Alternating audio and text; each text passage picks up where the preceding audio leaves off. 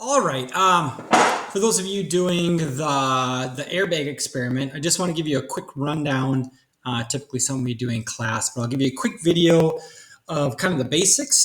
Definitely read the first 2 pages. There's some needed information there, and there's some tweaks that we definitely have to do because we're not at school. We don't have scales that can measure things accurately, right? So that's all going to go into um, the ideas behind this and how accurate you're going to be able to be in different things like that. But the idea is you only really need 3 things, right? You need some, 5% distilled vinegar, right? Which you can all get. You're going to need some baking soda and then some type of bag, right?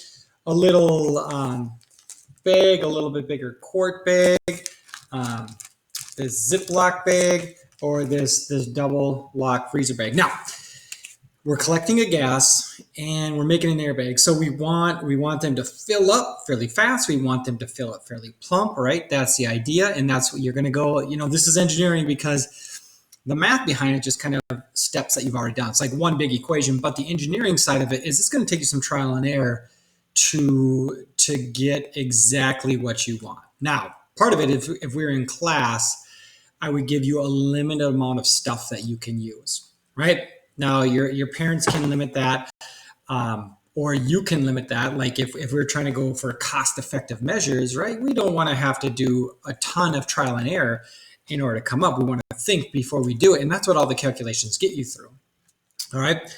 So obviously, having a small bag is you're going to go through a lot less stuff, but having a quart bag that seals really well, right? We can't let things leak. So in the end, I like best these double seal bags because any gas that's escaped, you're never going to get the best data you can.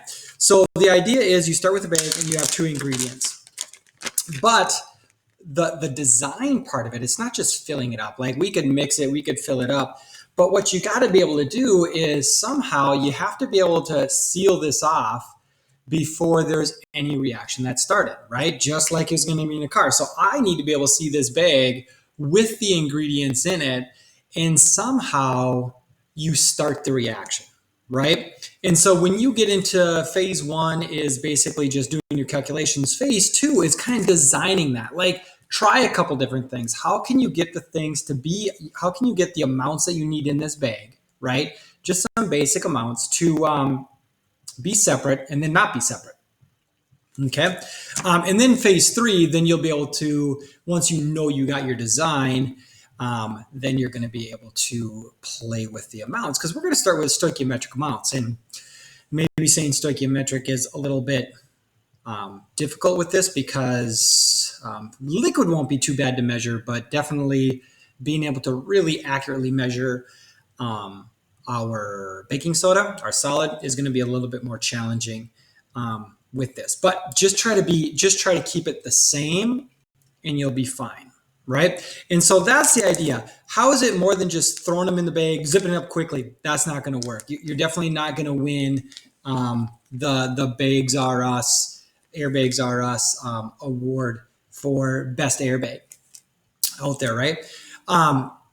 Which will come in your video. So there is lots of trial and error. So make sure you do that. Make sure you're trying to be as accurate as you can, even though I know you don't have a scale. If you do have a scale, heck, use it. If it can go to even the nearest ounce, or if you have something that can go to the nearest gram, definitely use that. That'll be easier. But as you've seen the setup, I have it like using a 1/4 teaspoon, even though that's still quite a bit of baking soda, we can play with it from there.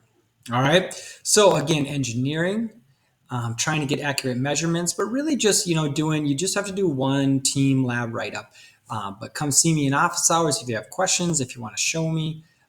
That's going to be good. So get on this early so you have some time to trial and error. All right. Good luck. May the best bag win.